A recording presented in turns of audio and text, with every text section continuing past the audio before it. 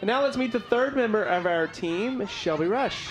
Jake, the Tribe is coming in hot. They won 3 of their last 4 games, all of which Liberty has faced earlier in the season, but they have not come through with the win. Guys, this is the last game that Liberty has to play like a team before conference play. Jake, what do you think it's going to take this team to win? Not allowing the other team to score as much. That's been the biggest problem this season. And all right, let's go back to Shelby Rush for a little bit more on today's game. Yeah, like you guys mentioned in the pregame, Shannon Quinn is definitely a player to look out for. Not only did she do so good in her sophomore year, but she also got herself a tryout with the U.S. national team. Yeah, she was one of, I believe. And let's go back to Shelby Rush with more on today's game. Kylie Francis has already made a name for herself. The situation regarding her eligibility is very unique. She was an athlete at Duke for 4 years, 2 of which she played lacrosse, and 2 she ran track. With this being her 5th and final season, she decided to come to Liberty and play lacrosse. Yeah, she's one of those interesting, thank you, Shelby. She's one of those interesting players where she's played 5. Let's meet the third member of our team standing by on the sidelines, Shelby Rush. Guys, like you said, the Flames will be looking to get their first win today against George Washington. The Flames, this is only the 2nd time that the Flames have faced this team and the first time that the Colonials have made a trip down to Lynchburg. The Flames will end their 5-game home stretch this Thursday as they face in-state rivalry Richmond, then take the road for the whole month of March. Back to you guys. So they'll go back to the third member of our team, Shelby Rush, with more. Thanks, guys. Well, George Washington added a new special member to their coaching staff.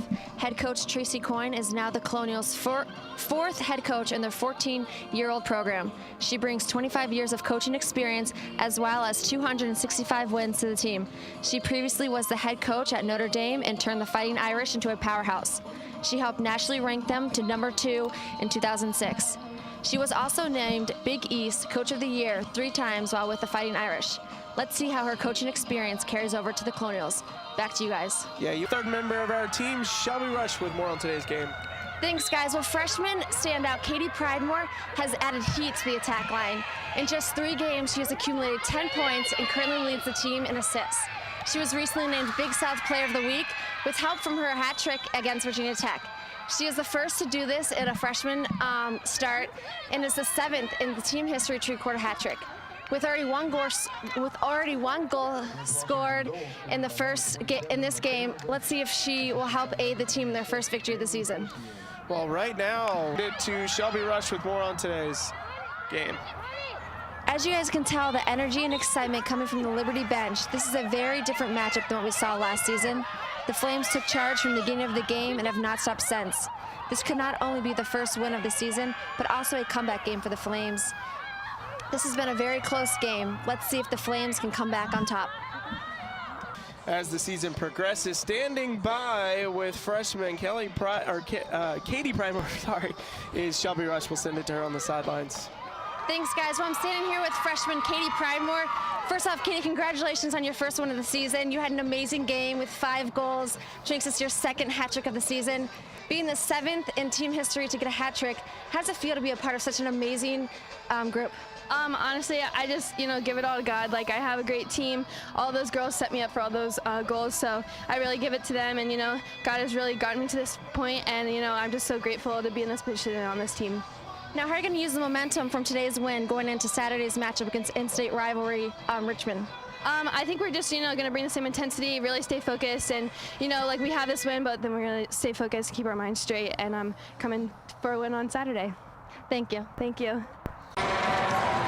Thanks, guys. Well, this is a very exciting yet late night here at Liberty.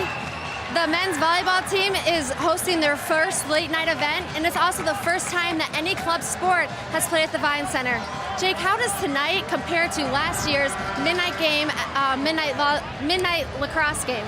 Well, it's a little bit drier than the lacrosse game was last year. Welcome back to the Vine Center. As you can see, it's a very crazy, rowdy night here. We've already reached our estimate of a couple thousand fans.